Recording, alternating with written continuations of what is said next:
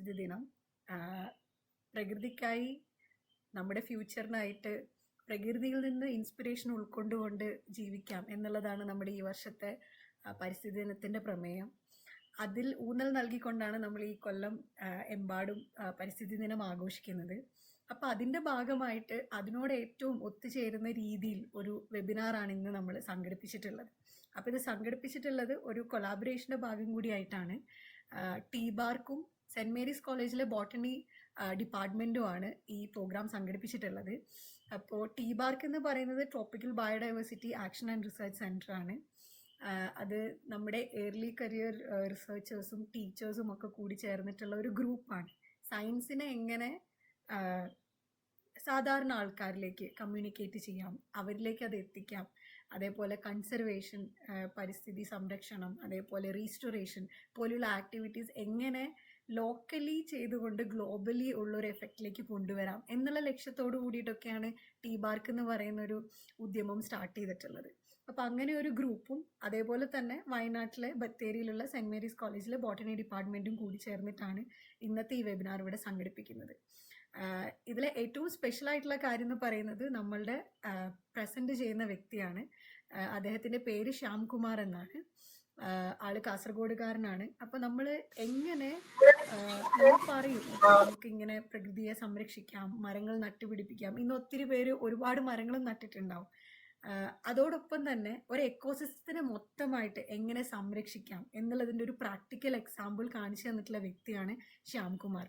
ആള് by profession ഒരു architect ആണ്. നമ്മുടെ ലോറി ബേക്കറിൻ്റെ ഒക്കെ കൂടെ വർക്ക് ചെയ്തിട്ടുള്ള വ്യക്തിയാണ്. സസ്റ്റൈനബിൾ ആർക്കിടെക്ചറാണ് ആളുടെ മെയിൻ ആക്ടിവിറ്റി എന്ന് പറയുന്നത്.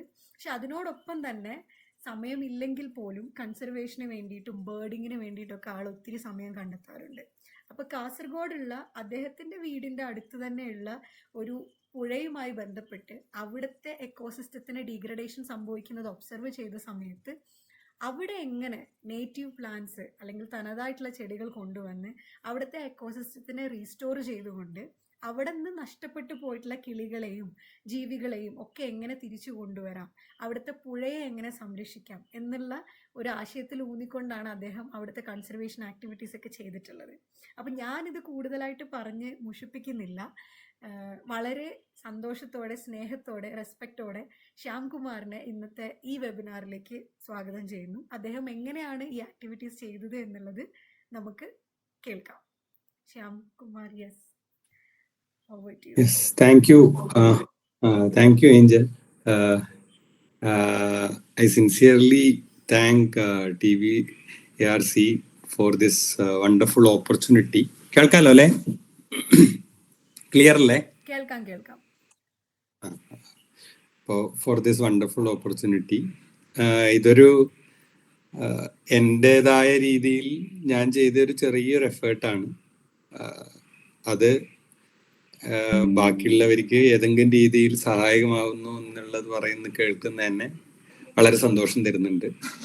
ഞാനപ്പോൾ എൻ്റെ ഈ വെബിനാറിൽ ഞാൻ ബയോഡൈവേഴ്സിറ്റി മാനേജ്മെന്റ് കമ്മിറ്റീനെ കുറിച്ച് ഒരു ചെറിയ, അതായത് എന്താണ് BMC എന്നുള്ളതിനെ കുറിച്ച് ആദ്യം കുറച്ച് സംസാരിക്കുകയും അത് കഴിഞ്ഞിട്ട് എങ്ങനെയാണ് ഈ റെസ്റ്റോറേഷൻ ചെയ്തതെന്നുമാണ് ഈ വെബിനാറിൽ പറയാൻ ഉദ്ദേശിക്കുന്നത്. ഏഞ്ചൽ, ഒരാള് ഇംഗ്ലീഷിൽ സംസാരിക്കാൻ ചോദിക്കുന്നുണ്ട്. ഞാൻ എന്ത് ചെയ്യേണ്ടതെന്ന് ഏഞ്ചൽ പറഞ്ഞാൽ കൊള്ളാം. ഓക്കെ, ഇന്നത്തെ നമ്മുടെ വെബിനാർ മലയാളത്തിലാണ് നമ്മൾ ചാർട്ട് ചെയ്തിട്ടുള്ളത്. ഇംഗ്ലീഷിലുള്ള കണ്ടന്റ് ഞാൻ പേഴ്സണലി നിങ്ങൾക്ക് അയച്ചു തരാം. അപ്പോൾ നിങ്ങളൊരു മെസ്സേജ്, നമ്മൾ രജിസ്റ്റർ ചെയ്ത ഇമെയിലിലേക്ക് ഒരു മെസ്സേജ് ഇട്ടാൽ മതി. You can send an email to tbarkindia@gmail.com. I can send you the English version of this because today we planned a Malayalam session. Sorry for the inconvenience.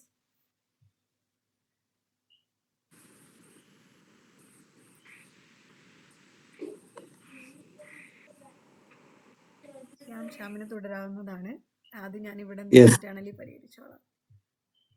ഞാൻ ഇപ്പൊ കാണുന്നുണ്ടോ? കാണുന്നുണ്ട്. പ്രസന്റേഷൻ സ്റ്റാർട്ട് ആയിട്ടില്ല, പക്ഷെ കാണുന്നുണ്ട്. Yes, okay.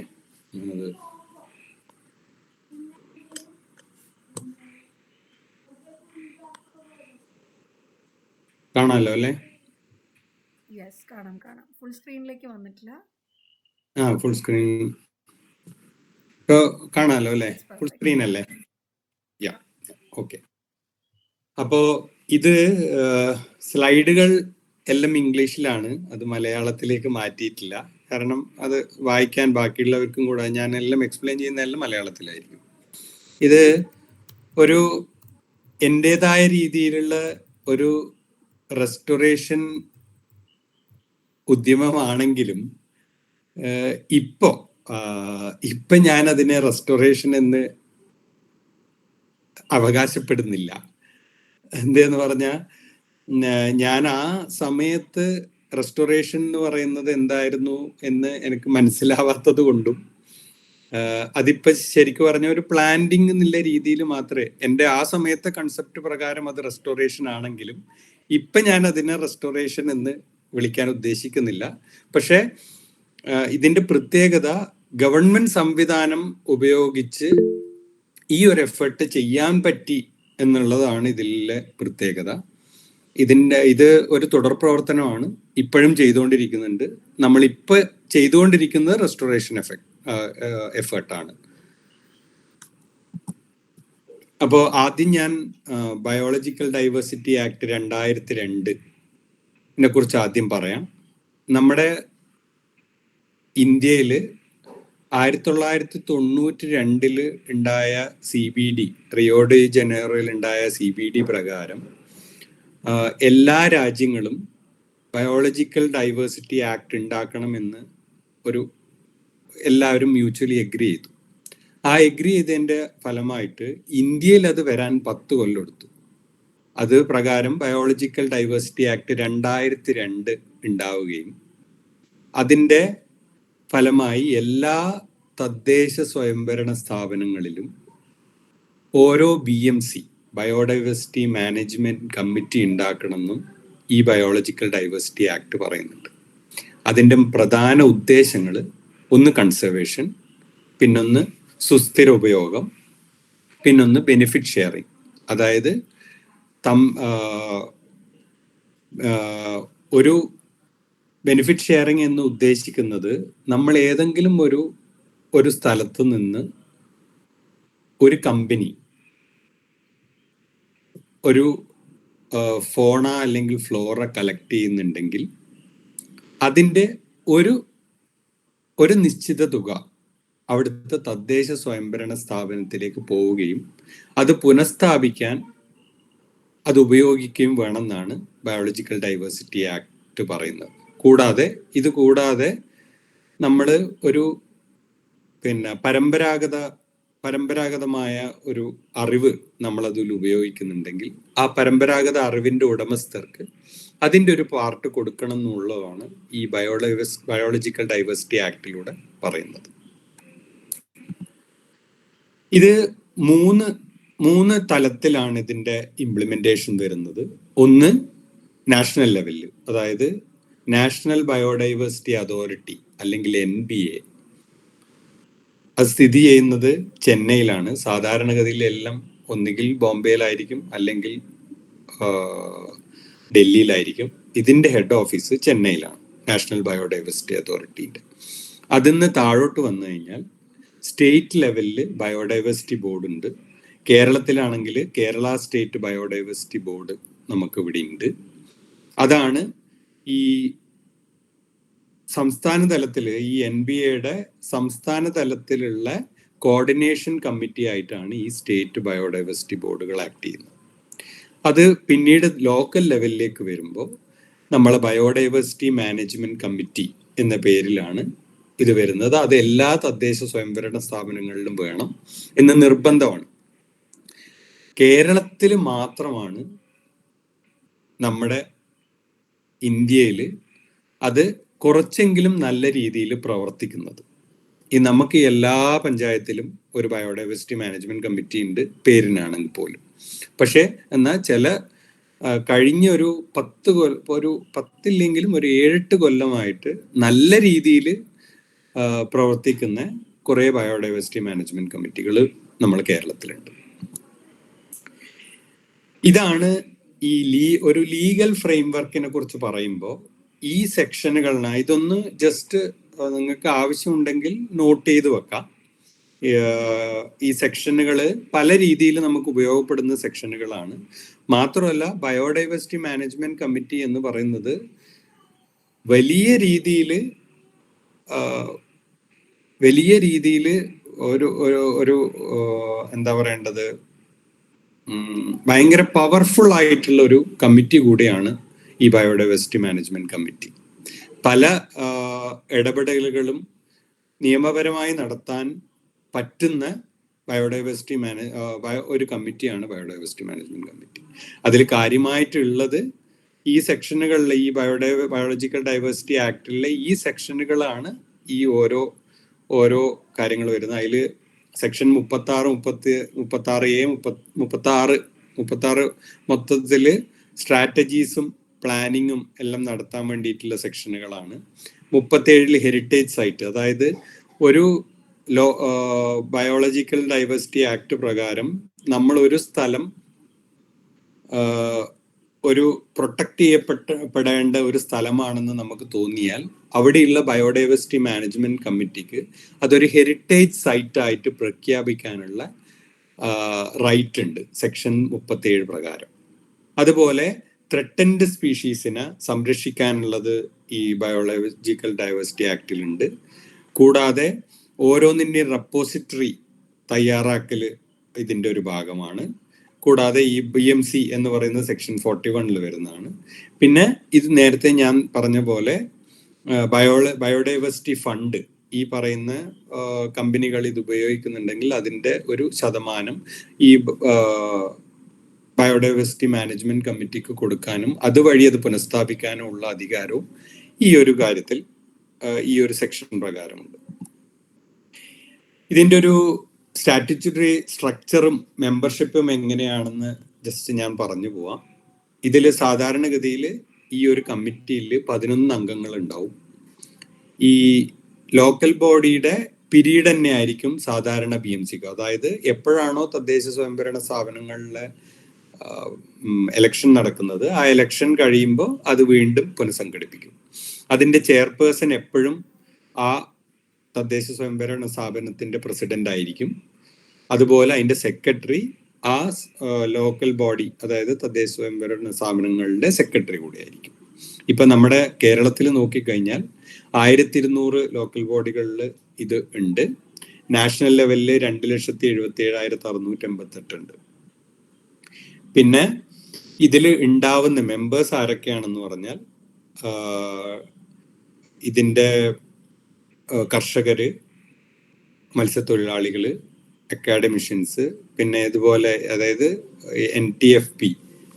NTFP എന്ന് പറഞ്ഞാൽ പിന്നെ ലോക്കലി ഉള്ള ഇത് കളക്ട് ചെയ്യുന്ന ഈ ഫോറസ്റ്റിന്റെ പ്രൊഡക്റ്റ് കളക്ട് ചെയ്യുന്ന ആൾക്കാർ, അങ്ങനെ പല ഈ നാച്ചുറലിസ്റ്റ് ആർക്ക് വേണമെങ്കിലും അതിലുള്ള ആകെ കൂടെ ഉള്ള ഒരു ക്ലോസ് എന്തെന്ന് പറഞ്ഞാൽ ആരാണോ ആ BMCയിലുള്ളത് ആ BMCയിലുള്ള ആള് ആ ഒരു പഞ്ചായത്തിൽ വോട്ടർ പട്ടികയിൽ വേണം. അത് നിർബന്ധമാണ്.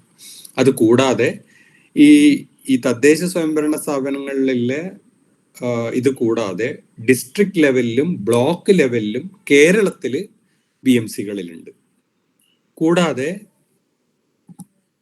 ഇപ്പോ നോക്കിക്കഴിഞ്ഞാൽ ഇതാണ് BMCയുടെ ഫങ്ഷൻസ്. ഒന്ന്, കൺസർവേഷൻ, അതായത് ഈ habitat, land race, folk varieties എല്ലാത്തിനെയും കൺസർവ് ചെയ്യുക. കൂടാതെ documentation, PBR, people's biodiversity register എന്ന് പറയുന്നത് പ്രിപ്പയർ ചെയ്യുക. ഈ പീപ്പിൾ ബയോഡൈവേഴ്സിറ്റി രജിസ്റ്റർ എന്ന് പറയുന്നത് ഭയങ്കര ഇമ്പോർട്ടൻ്റ് ആയ ഒരു ഡോക്യുമെന്റ് ആണ്. ആ പഞ്ചായത്തിലുള്ള എല്ലാ ജൈവ വൈവിധ്യ റിസോഴ്സുകളും കൂടാതെ പാരമ്പര്യ അറിവുകളും ഈ ഒരു BMCയിലാണ് BMC ഈ PBRലാണ് രേഖപ്പെടുത്തുന്നത്. അതെന്തിനെന്ന് പറഞ്ഞാൽ നമ്മൾ ഏതെങ്കിലും ഒരു സമയത്ത് ആരെങ്കിലും നമ്മുടെ അറിവ് ഉപയോഗിക്കുന്നുണ്ടെങ്കിൽ ഇതൊരു വാലിഡ് ഡോക്യുമെന്റ് ആയിരിക്കും. പണ്ട് അമേരിക്കയിലുള്ള ഒരു കമ്പനി നമ്മുടെ മഞ്ഞളിന്റെ ഒരു ഒരു അറിവ്, മഞ്ഞൾ ഉപയോഗിച്ച് ചെയ്യാവുന്ന ഒരു സാധനം പേറ്റന്റ് എടുക്കാൻ ശ്രമിച്ചിരുന്നു. അന്ന് ശരിക്കും പറഞ്ഞാൽ ഈ പറഞ്ഞ പോലെ PBRൽ അത് രേഖപ്പെടുത്തിയത് കൊണ്ട് അത് വെച്ചിട്ടാണ് അവർക്ക് പറ്റൂല എന്ന് നമ്മൾ വാദിച്ചത്. അപ്പൊ അതൊരു വളരെ ഇമ്പോർട്ടന്റ് ഡോക്യുമെന്റ് ആണ്. അപ്പൊ ഇതുവരെ കേരളത്തിൽ 1034 PBR ആണ് ഇതുവരെ പ്രിപ്പയർ ചെയ്തത്. 1200-ൽ 1034 മാത്രമേ ഇതുവരെ പ്രിപ്പയർ ചെയ്തിട്ടുള്ളൂ. അതില് കുറെ എണ്ണം ഈ ബ്ലോക്ക് ലെവലിലും ഡിസ്ട്രിക്ട് ലെവലിലും PBRs പ്രിപ്പയർ ചെയ്തിട്ടില്ല. അതുകൊണ്ടാണ് 1200 ബയോഡൈവേഴ്സിറ്റി മാനേജ്മെന്റ് കമ്മിറ്റി ഉണ്ടെങ്കിലും 1034 PBRകളേ ഉള്ളൂ. ഇപ്പോ ഇതിന്റെ രണ്ടാം ഘട്ടം ഇപ്പൊ തുടങ്ങിയിട്ടുണ്ട്. ആ രണ്ടാം ഘട്ടത്തിൽ 93 PBR ആണ് ഇതുവരെ പ്രിപ്പയർ ചെയ്തിട്ടുള്ളത്. കൂടാതെ ഇപ്പൊ ഈ PBRും കൂടെ ഇനീഷ്യേറ്റ് ചെയ്തിട്ടുണ്ട്.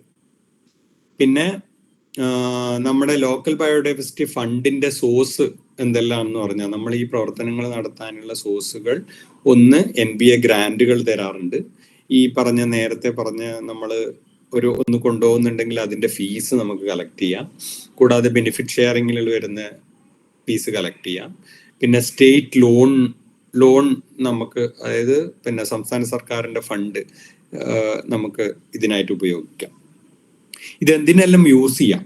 നമ്മളെ ബയോളജിക്കൽ ഡൈവേഴ്സിറ്റി ആക്ട് പ്രകാരം നമുക്ക് റെസ്റ്റോറേഷന് അത് ഉപയോഗിക്കാം, സോഷ്യോ എക്കണോമിക് ഡെവലപ്മെന്റിന് ഉപയോഗിക്കാം, കൂടാതെ അഡ്മിനിസ്ട്രേറ്റീവ് എക്സ്പെൻസിനും ഉപയോഗിക്കാം ഈ ലോക്കൽ ബയോഡൈവേഴ്സിറ്റി ഫണ്ട്. എന്തെങ്കിലും സംശയം ഉണ്ടെങ്കിൽ നിങ്ങൾ ലാസ്റ്റ് ചോദിച്ചാൽ മതി, ആ സമയത്ത് ഞാൻ അതിന് ഉത്തരം പറയാം. ഇപ്പോ ഇതില് കുറച്ച് മേജർ കൺസർവേഷൻ എഫേർട്സ് നടത്തിയ കുറച്ച് കാര്യങ്ങളാണ് ഇതില് ഞാൻ എഴുതിയിട്ടുള്ളത്. ഇതില് തവിഞ്ഞാൽ ഗ്രാമപഞ്ചായത്ത് ഒരു ഓക്ലാൻഡ്ര, അതായത് മുളകൾ പോലെയുള്ള ഒരു ഓക്ലാൻഡ്ര സ്പീഷീസ് കട്ട് ചെയ്യുന്നതിന് ഇത്ര മാത്രമേ കട്ട് ചെയ്യാവൂ എന്ന് അവരൊരു ഉത്തരവ് പുറപ്പെടുവിച്ചിട്ടുണ്ട്. അതുപോലെ പിന്നെ തദ്ദേശീയ മീനുകളെ പിടിക്കുന്നതിനും ഈ പറഞ്ഞ പോലെ തവിഞ്ഞാല് ഗ്രാമപഞ്ചായത്ത് ചെയ്തിട്ടുണ്ട്. ഇതേപോലെ പനത്തടി ഗ്രാമപഞ്ചായത്ത് എരങ്കോല് എന്ന് പറയുന്നതും ശരിക്കും പറഞ്ഞ ഒരു ഓക്ലാൻഡ്ര സ്പീഷീസ് ആണ്. എരങ്കോലും മിസ് കേരള എന്ന് പറയുന്ന എല്ലാവർക്കും അറിയുന്ന നമ്മുടെ ഫിഷിന്, മിസ് കേരള നമ്മുടെ വെസ്റ്റേൺ ഘട്ട് എൻഡമിക് ഫിഷ് ആണ്. അതിനെ അലങ്കാര മത്സ്യമായിട്ട് ഉപയോഗിക്കുന്നതുകൊണ്ട് അതിനെ പിടിക്കുന്നതും ഈ പനത്തടി ഗ്രാമപഞ്ചായത്ത് റെഗുലേറ്റ് ചെയ്തിട്ടുണ്ട്. അതുപോലെ ക്വാറികളുടെ റെഗുലേഷൻ വെങ്ങാപ്പള്ളി പഞ്ചായത്ത് ചെയ്തിട്ടുണ്ട്. കൂടാതെ വലിയൊരു ഡിക്ലറേഷൻ, അതായത് ഇതിന്റെ ചില സ്പീഷീസുകളെ നമ്മൾ സംരക്ഷിക്കാൻ വേണ്ടി ഡിസ്ട്രിക്ട് സ്പീഷീസ്, ഇത് ആദ്യമായിട്ട് ചെയ്തത് കാസർഗോഡ് ജില്ലയാണ്. അതിന്റെ ഒരു പാർട്ടാവാൻ പറ്റിയതിൽ എനിക്ക് നല്ല അഭിമാനമുണ്ട്. നമ്മൾ ഡിസ്ട്രിക്ട് പഞ്ചായത്ത് BMC ആണ് ആദ്യമായി ഇന്ത്യയിൽ ഒരു ഡിസ്ട്രിക്ട് സ്പീഷീസ് ഡിക്ലെയർ ചെയ്യുന്നത്. അത് ആ സമയത്ത് അങ്ങനെ ഒരു ശരിക്കും പറഞ്ഞാൽ അത് ഡിക്ലെയർ ചെയ്യാൻ പറ്റൂലായിരുന്നു. പക്ഷെ നമ്മളത് ഡിക്ലെയർ ചെയ്തു. അത് പിന്നെ സംസ്ഥാന ഗവൺമെന്റ് അതിനൊരു ഉത്തരവ് വരെ ഇപ്പൊ ഇറക്കിയിട്ടുണ്ട്. അപ്പൊ കാസർഗോഡ് നമ്മള് പൂവ്, മരം, ആനിമല്, അതുകൂടാതെ പക്ഷി, കൂടാതെ 2 കർഷക സ്പീഷീസും കൂടെ നമ്മൾ ഡിക്ലെയർ ചെയ്തിട്ടുണ്ട്. ബേരകം തെങ്ങും അതുകൂടാതെ കാസർഗോഡ് കുള്ളനി. കോഴിക്കോട് പുഷ്പം, മരം, ഹെറിറ്റേജ് ട്രീ, അതുകൂടാതെ animal, water animal, bird, butterfly, fish എന്നിവ ഡിക്ലെയർ ചെയ്തിട്ടുണ്ട് 2025. നമ്മളെ കാസർഗോഡ് അത് 2023 അത് തെറ്റി ഞാൻ എഴുതിയിട്ടുണ്ട്. വയനാടും അതുപോലെ ഈ കാര്യങ്ങളെല്ലാം ഡിക്ലെയർ ചെയ്തിട്ടുണ്ട്. വയനാട് മാമൽ ഉണ്ട്, ബേർഡ് ഉണ്ട്, ബട്ടർഫ്ലൈ ഉണ്ട്, ഫിഷ് ഉണ്ട്, ഡ്രാഗൺ ഫ്ലൈ ഉണ്ട്. വയനാടാണ് കുറച്ചുകൂടെ ഡീറ്റെയിൽ ആയിട്ട് അവർ ചെയ്ത് ഡിക്ലെയർ ചെയ്തിട്ടുള്ളത്. അപ്പോ ഈ ആക്ട് സ്ട്രെങ്തൻ ചെയ്യാൻ വേണ്ടി നമ്മളെ കേരളത്തില് കേരളത്തിൽ മാത്രമായിട്ട് കുറച്ച് കാര്യങ്ങൾ കേരള സ്റ്റേറ്റ് ബയോഡൈവേഴ്സിറ്റി ബോർഡ് ചെയ്തിട്ടുണ്ട്. അതിൽ ഒന്ന് പിന്നെ എൻവയോൺമെന്റൽ വാച്ച് ഗ്രൂപ്പ് ആയിട്ട് ഡിക്ലെയർ ചെയ്തു. പിന്നെ സ്റ്റേറ്റ് ലെവലിൽ ഒരു സ്റ്റിയറിംഗ് കമ്മിറ്റീനെ കൺസ്റ്റിറ്റ്യൂട്ട് ചെയ്തു. ഒരു വർക്കിംഗ് ഗ്രൂപ്പ്, അതായത് BMCക്ക് വേണ്ടി ഒരു വർക്കിംഗ് ഗ്രൂപ്പ് ഉണ്ടാക്കിയത് കേരളത്തിൽ മാത്രമാണ്. കൂടാതെ ലോക്കൽ ബയോഡൈവേഴ്സിറ്റി ഹെറിറ്റേജ് സൈറ്റ്, ഞാൻ നേരത്തെ പറഞ്ഞു ബയോഡൈവേഴ്സിറ്റി ഹെറിറ്റേജ് സൈറ്റ് ആയിട്ട് ഡിക്ലെയർ ചെയ്യാൻ പറ്റും, പക്ഷെ അതിന്റെ പ്രൊസീജിയർ ഭയങ്കര കൂടുതലായതുകൊണ്ട് ലോക്കൽ ബയോഡൈവേഴ്സിറ്റി ഹെറിറ്റേജ് സൈറ്റ് ആയിട്ട് ഡിക്ലെയർ ചെയ്യാനുള്ള ഒരു പുതിയ ഉത്തരവും കൂടെ കേരളം കൊണ്ടുവന്നിട്ടുണ്ട്. കൂടാതെ PBR ക്വാളിറ്റി ഇവാലുവേഷൻ കൊണ്ടുവന്നു. വെർച്വൽ ബയോഡൈവേഴ്സിറ്റി കാഡർ എന്ന് പറഞ്ഞൊരു പരിപാടി സംഘടിപ്പിച്ചു. കൂടാതെ BMCയിലുള്ള വരുന്ന ആൾക്കാർക്ക് ഒരു സിറ്റിംഗ് ഫീസ് ഇപ്പോൾ കൊണ്ടുവന്നിട്ടുണ്ട്. അതുപോലെ ടെക്നിക്കൽ സപ്പോർട്ട് ഗ്രൂപ്പിനും ഒരു ഹോണറേറിയം പുതിയ ഉത്തരവ് പ്രകാരം ഉണ്ട്. ഇതുവരെ ആണെങ്കിൽ അല്ലാതെ യാതൊരു വിധത്തിലുള്ള ഹോണറേറിയമോ സിറ്റിംഗ് ഫീസോ BMCക്ക് ഉണ്ടായിരുന്നില്ല. ഈ TSG എന്ന് പറയുന്നതും ശരിക്കും നന്നായി നമ്മൾ ഉപയോഗിക്കേണ്ട ഒരു കാര്യമാണ്. ടെക്നിക്കൽ സപ്പോർട്ട് ഗ്രൂപ്പ്, എല്ലാ ജില്ലയിലും ഒരു ടെക്നിക്കൽ സപ്പോർട്ട് ഗ്രൂപ്പ് ഉണ്ടാവും. ഈ BMCനെ സഹായിക്കുക പല രീതിയിൽ, അവരുടെ പ്രൊജക്റ്റുകളിലും അതുപോലെ എന്തെങ്കിലും ടെക്നിക്കൽ അസിസ്റ്റൻസ് വേണമെങ്കിൽ നടത്തുകയും ചെയ്യുകയാണ് ഈ TSGയുടെ റോള്. ഇനി നമ്മുടെ ആദ്യത്തെ പാർട്ട് കഴിഞ്ഞു. ബയോഡൈവേഴ്സിറ്റി മാനേജ്മെന്റ് കമ്മിറ്റീനെ കുറിച്ച് ഇത്രയും പറഞ്ഞത് അതിനെ എങ്ങനെ നിങ്ങൾക്ക് ഉപയോഗപ്പെടുത്താം എന്നതിനെ കുറിച്ച് ഒന്ന് മനസ്സിലാക്കാൻ വേണ്ടിയിട്ടാണ് അത് പറഞ്ഞത്. ഞാനിനി നമ്മൾ ചെയ്ത ആ റെജുവിനേഷനെ കുറിച്ച് പറയാം. നമ്മുടെ കാസർഗോഡ് ജില്ലയിൽ 12 പുഴകളാണുള്ളത്. ഈ 12 പുഴകളിൽ ഏറ്റവും നീളം കുറഞ്ഞ പുഴയാണ് ചിത്താരിപ്പുഴ. ചിത്താരിപ്പുഴ ശരിക്കും 18 കിലോമീറ്റർ മാത്രമേ ഉള്ളൂ. മാത്രമല്ല ഈ 12 പുഴകളിൽ 8 എണ്ണം ഇടനാടൻ ചെങ്കൽക്കുന്നുകളിൽ നിന്ന് ഉത്ഭവിക്കുന്ന പുഴകളാണ്. അത് ഒഴുകുന്നത് 3 പഞ്ചായത്തിലൂടെയാണ്. ഒന്ന് കോടോംബേളൂറിലാണ് ഇത് സ്റ്റാർട്ട് ചെയ്യുന്നത്. മേജർ പോർഷൻ ഒഴുകുന്നത് പുല്ലൂർ പെരിയ ഗ്രാമപഞ്ചായത്തിലൂടെയാണ്. അത് അവസാനിക്കുന്നത് അജാനൂർ പഞ്ചായത്തിലാണ്. അപ്പോൾ ഇത് എൻ്റെ വീട്ടിൻ്റെ ഒരു വളരെ അടുത്തുകൂടെ ഒഴുകുന്ന അതിൻ്റെ ഒരു കൈവഴി എൻ്റെ വീട്ടിൻ്റെ തൊട്ട് അടുത്തുകൂടെയാണ് ഒഴുകുന്നത്. ഞാൻ സ്ഥിരമായി പക്ഷി നിരീക്ഷണം നടത്തുന്ന ഒരു ഏരിയ കൂടെയാണ് ഈ ഒരു ചിത്താരിപ്പുഴ. അപ്പോ ഞാനിത് എങ്ങനെ തുടങ്ങി എന്ന് പറഞ്ഞാൽ, ഞാൻ 2006 ഞാൻ ആർക്കിടെക്ചർ പാസ്സാവുന്നതും ആ സമയത്ത് നമ്മുടെ കോളേജിന് വേണ്ടി കോളേജിലുള്ള പക്ഷികളുടെ ഒരു സർവേ നടത്തുകയും നമ്മളൊരു ബുക്ക് പബ്ലിഷ് ചെയ്യുകയും ചെയ്തിരുന്നു. അതിൻ്റെ പേര് feathered friends of our campus എന്നാണ്. അത് കഴിഞ്ഞ് ഞാൻ 2008 വരെ ലോറി ബേക്കറുടെ കൂടെ വർക്ക് ചെയ്യാൻ എനിക്കൊരു ഭാഗ്യം കിട്ടി. അത് കഴിഞ്ഞിട്ട് 2008 ഞാൻ നാട്ടിലേക്ക് വരുന്നത്. അത് കഴിഞ്ഞ് എൻ്റെ ഒരു 4 സുഹൃത്തുക്കളുടെ കൂടെ ഒരു ചെറിയൊരു ഫേം ഞാൻ തുടങ്ങി. അത് കഴിഞ്ഞ് പിന്നെ 2012 ഇപ്പോഴത്തെ ഒരു പ്രാക്ടീസ് ഞാൻ തുടങ്ങുന്നത്. ഞാൻ പ്രധാനമായും സസ്റ്റൈനബിൾ പ്രാക്ടീസ് മാത്രമാണ് ഞാൻ ചെയ്യുന്നത്. അപ്പൊ ഞാൻ തിരിച്ചെത്തിയപ്പോൾ എൻ്റെ കൗതുകം, എൻ്റെ ബാക്ക് യാർഡിൽ എത്ര പക്ഷികൾ ഉണ്ടാവുന്നതായിരുന്നു എൻ്റെ കൗതുകം. അങ്ങനെ ഞാൻ എൻ്റെ ബാക്ക് യാർഡിലും അതുകൂടാതെ ചെമ്മട്ടംവയൽ എന്ന് പറയുന്ന നമ്മുടെ അടുത്തുള്ള ഇപ്പോഴത്തെ കാസർഗോഡ് ജില്ലയിലെ ഏറ്റവും വലിയ ബേർഡിംഗ് ഹോട്ട്സ്പോട്ടുമായ ചെമ്മട്ടംവയലിലും ആയിട്ടാണ് ഞാൻ എൻ്റെ പക്ഷി നിരീക്ഷണം ഈ ജില്ലയിൽ തുടങ്ങുന്നത്. എൻ്റെ ബാക്ക് യാർഡിൽ ഞാൻ ഇതുവരെ 217 സ്പീഷീസിന് ഞാൻ ഇതുവരെ റെക്കോർഡ് ചെയ്തിട്ടുണ്ട്. അപ്പൊ ഈ ബാക്ക് യാർഡിൽ നിന്ന് നമ്മൾ ജസ്റ്റ് ബാക്ക് യാർഡ് അല്ല, ഒരു 5 കിലോമീറ്റർ റേഡിയസ് അതായത് പെരളത്ത് വയൽ എന്ന് പറയുന്ന ഒരു നല്ലൊരു വയലും അതിൻ്റെ സൈഡിലേക്കൂടെ ഒഴുകുന്ന ചിത്താരിപ്പുഴയും എല്ലാം ആയിട്ടുള്ള ഒരു വലിയൊരു ഹാബിറ്റാറ്റാണ് ഈ പറയുന്ന ബാക്ക് യാർഡ് എന്ന് ഞാൻ വിളിക്കുന്ന ഏരിയ. അപ്പൊ ഞാൻ സ്ഥിരമായി ഇതിന്റെ സൈഡിലേക്കൂടെ നടക്കുകയും കഴിഞ്ഞ 2008 മുതൽ ഞാൻ ബേർഡിങ് ചെയ്യുന്ന സ്ഥലമാണ്. ഈ അടുത്ത കാലത്ത് ഒരു എനിക്ക് തോന്നുന്നു 2018 ആവുമ്പോഴാണ് നമ്മുടെ ഒരു ഇത് കുറെയെല്ലാം ഡോക്യുമെന്റ് ചെയ്ത് ഏകദേശം ഒരു കൺസർവേഷൻ ലെവലിലേക്കും നമ്മൾ ആലോചിച്ചു തുടങ്ങുന്നതെല്ലാം ആ സമയത്താണ്. അതുവരെ ബേർഡിങ് മാത്രമായിരുന്നു എൻ്റെ ഒരു ആ സമയത്ത് ഈ പിന്നെ നമ്മുടെ തൊഴിലുറപ്പ് ചെയ്യുന്ന ചേച്ചിമാര് ഈ സ്ട്രീമിന്റെ സൈഡ് ക്ലീനിങ് ചെയ്യുന്നത് കണ്ട് ഞാൻ കുറച്ച് എന്നെ വല്ലാതെ ഡിസ്റ്റർബ് ചെയ്തു. അതായത് എന്താ പറഞ്ഞാൽ നമ്മുടെ തനതായിട്ടുള്ള എല്ലാ ചെടികളെയും ഈ വൃത്തിയാക്കുന്നതിന്റെ പേരിൽ കട്ട് ചെയ്ത് കളയുന്നുണ്ട്. അത് ആ പുഴേനെ കാര്യമായി ഡീഗ്രേഡ് ചെയ്യുന്നുണ്ട്. അതെനിക്ക് കാണാൻ, അതായത് ഓവർ ദി ഇയേഴ്സ് അത് കാണാൻ സാധിക്കുമായിരുന്നു. അപ്പോൾ മാത്രമല്ല ആ സൈഡിൽ വരുന്നുണ്ടായിരുന്ന കുറെ പക്ഷികളെ മെല്ലെ മെല്ലെ കാണാതാവുകയും ചെയ്യുന്നുണ്ടായിരുന്നു. അതായത് ഓരോന്നിന്റെ ആബ്സെൻസ് അത് ഫീൽ ചെയ്യുന്നുണ്ടായിരുന്നു.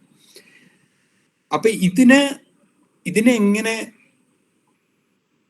തിരിച്ചു കൊണ്ടുവരാന്നുള്ളതായിരുന്നു എൻ്റെ ആദ്യത്തെ ഒരാലോചന. അപ്പോഴാണ് എൻ്റെ ഒരു ഫ്രണ്ട് ഇങ്ങനെ ഒരു ബയോഡൈവേഴ്സിറ്റി മാനേജ്മെന്റ് കമ്മിറ്റി ഉണ്ടെന്നും, കാരണം ഇത് തൊഴിലുറപ്പായതുകൊണ്ട് ഈ സർക്കാർ സംവിധാനത്തോടുകൂടെ മാത്രമേ നമുക്കിത് പറ്റൂല എന്ന് പറയാൻ പറ്റൂ, അല്ലാതെ നമുക്ക് ഒരിക്കലും ഇത് ചെയ്യാൻ പറ്റൂല.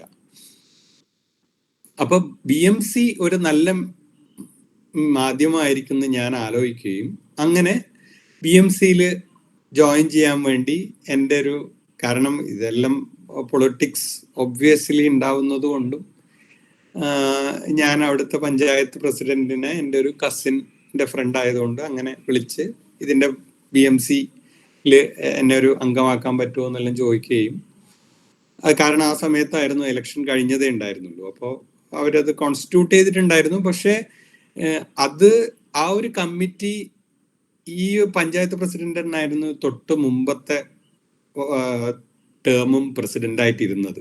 അതുകൊണ്ട് പുള്ളിക്ക് ഈ ബയോഡൈവേഴ്സിറ്റി മാനേജ്മെന്റ് കമ്മിറ്റീനെ കുറിച്ച് അറിയാം. മാത്രമല്ല അതിൽ ഒരാളും വർക്ക് ചെയ്യാനില്ല എന്ന് പറയുന്നത് കൊണ്ട് ഇങ്ങനെ ഇങ്ങോട്ട് വന്ന് വർക്ക് ചെയ്യാമെന്ന് പറയുന്ന ഒരാളെ കിട്ടിയപ്പോൾ പുള്ളി എന്നെ മെമ്പർ ആക്കുന്നതിന് പകരം അതിന്റെ കൺവീനർ ആക്കി. അത് എനിക്കൊരു അത്ഭുതമായിരുന്നു. പിന്നെയാണ് മനസ്സിലായത് ഇതിൽ വർക്ക് ചെയ്യാൻ വേറെ ആരും ഉണ്ടാവില്ല, നമ്മൾ തന്നെയാണ് ഇത് വർക്ക് ചെയ്യേണ്ടത്.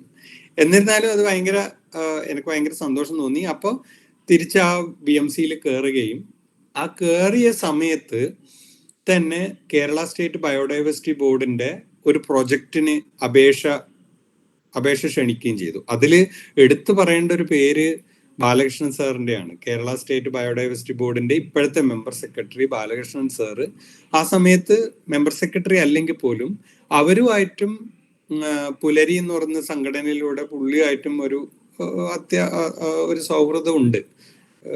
അങ്ങനെ പുള്ളിയാണ് പറഞ്ഞത് ഇങ്ങനെ ഒരു ഇത് ക്ഷണിച്ചിട്ടുണ്ടെന്ന്. അങ്ങനെ അത് ആ ഒരു പ്രൊജക്റ്റിന് ഞാൻ തന്നെ ഇരുന്ന് അതിനൊരു പ്രൊജക്റ്റ് എല്ലാം ഉണ്ടാക്കി എൻ്റെ ഒരു സുഹൃത്ത് ശ്രീഹരി അതിന് ഹെൽപ്പ് ചെയ്യുകയും ഒരു പ്രൊജക്റ്റായിട്ട് കേരള സ്റ്റേറ്റ് ബയോഡൈവേഴ്സിറ്റി ബോർഡിന് അയക്കുകയും ഈ ചിത്താരി പുഴയുടെ റിജുവനേഷന് വേണ്ടി അപേക്ഷിക്കുകയും ചെയ്തു. ഇതാണ് ശരിക്കും വഴിത്തിരിവ്. ഈ ഒരു കാര്യം ശരിക്കും ഈ ബയോഡൈവേഴ്സിറ്റി മാനേജ്മെന്റ് കമ്മിറ്റി പുല്ലൂർ പെരിയയുടെ ഒരു ഔട്ട്ലുക്കും ശരിക്കും മാറ്റാൻ പറ്റി ഈ ഒറ്റ കാര്യം കൊണ്ട്. ഇതിൻ്റെ ഒരു കോണ്ടെക്സ്റ്റ് ഞാൻ ഓൾറെഡി പറഞ്ഞു. ഇതാണ് നമ്മുടെ ഇതില് എൻ്റെ കേസർ കാണാമെന്ന് വിചാരിക്കുന്നു. ഇതാണ് നമ്മളെ പുല്ലൂർ പെരിയ പഞ്ചായത്ത്. അതിലുള്ള ഈ ഒരു ഏരിയയാണ്